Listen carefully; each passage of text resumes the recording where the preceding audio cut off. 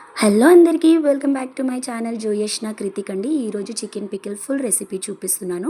4 KG chicken తీసుకొని wash చేసుకోండి. అందులో 1 టేబుల్ స్పూన్ కారం, 1 tablespoon salt, 1 teaspoon పసుపు అండ్ 4-5 లెమన్ స్క్వీజ్ చేసి యాడ్ చేసి అది మ్యారినేట్ చేసుకొని నైట్ అంతా ఫ్రిడ్జ్లో పెట్టుకోండి. మార్నింగ్ లేచిన తర్వాత ఇలా డీప్ ఫ్రై చేసుకొని తీసేసుకోండి. ఇది వచ్చేసి జీలకర్ర, ఆవాలు, ధనియాలండి. పావు కేజీ తీసేసుకున్నాము.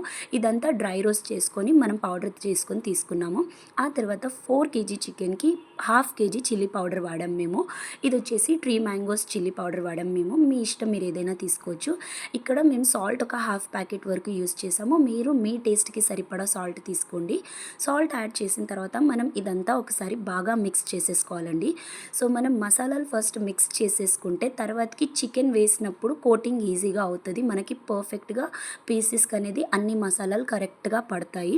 సో అందుకనే మనం మసాలాలు ఫస్ట్ కలుపుకోవాలి.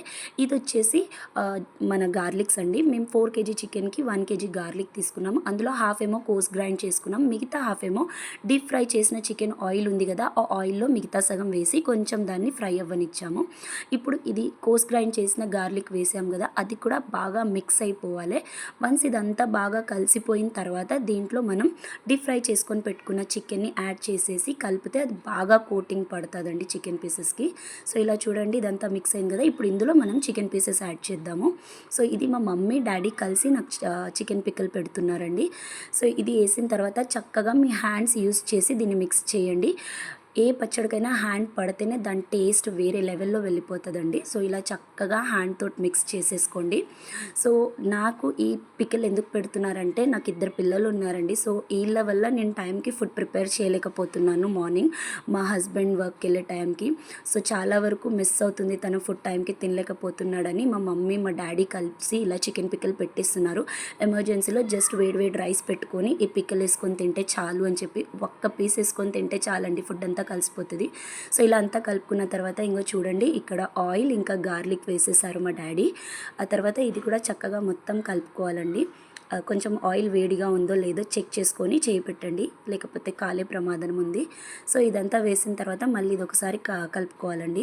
సో చెప్పాను కదా, ఇది నా కోసం అని మా డాడీ మమ్మీ పెడుతున్నారు. సో ఏ అమ్మాయికైనా ఫస్ట్ ఏదైనా ప్రాబ్లం ఉంటే ముందుకు వచ్చేది వాళ్ళ పేరెంట్సే కదండి.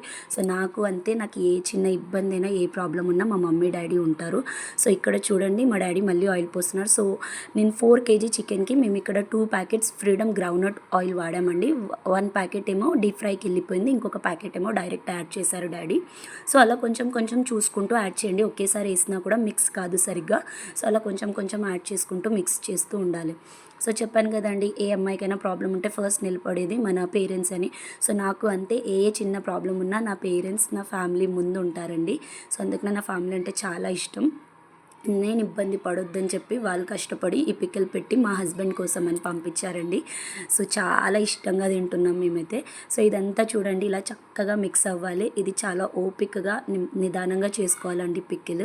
సో ఇలా అంతా మిక్స్ అయిన తర్వాత దీంట్లో ఫైనల్ టచ్ వచ్చేసి మనకి లెమన్ జ్యూస్ అండి. ఒక 4-5 లెమన్స్ తీసుకొని దాన్ని స్క్వీజ్ చేసుకొని ఆ లెమన్ జ్యూస్ని పైనుంచి వేసి మళ్ళీ ఒకసారి కలిపి పెట్టండి. కలిపిన తర్వాత ఈ బగోనాని ఆ డే అంతా అలానే ఉంచి నెక్స్ట్ డే దీని టేస్ట్ చూసి దీంట్లో సాల్ట్ సరిపోయిందా లేదా చెక్ చేసుకొని, సాల్ట్ సరిపోకుంటే మళ్ళీ కొంచెం యాడ్ చేసేసుకోండి, లేకపోతే ఓకే. ఆ తర్వాత మళ్ళీ మిక్స్ చేసి మీరు ఒక జార్లో తీసేసుకొని దీన్ని పెట్టేసుకొని పైన ఒక క్లాత్ కట్టి నిమ్మలంగా పెట్టేసుకుంటే మీకు ఒక 2 to 3 months ఈజీగా ఉంటుందండి. సో ఫైనల్ అవుట్పుట్ అయితే ఇదండి మా పచ్చడిది. సో ఎంత బాగుందంటే టేస్ట్, ఆ ముక్కలు అనేవి ఎక్కువ సాఫ్ట్ కాకుండా ఎక్కువ గట్టిగా కాకుండా పుల్లగా కారంగా కమ్మగా ఉందండి. ఒక్క పీస్ వేసుకుంటే రైస్ అంతా కలిసిపోతుంది వేడివేడి అన్నంలో. సూపర్ ఉందండి. మా ఆయన అయితే ఇష్టంగా తింటున్నారు. మీరు కూడా తప్పకుండా ట్రై చేయండి. థ్యాంక్ యూ సో మచ్ అండి. Thank you so much for watching. Thank you. ఇలానే సపోర్ట్ చేస్తూ ఉండండి. Don't forget to subscribe.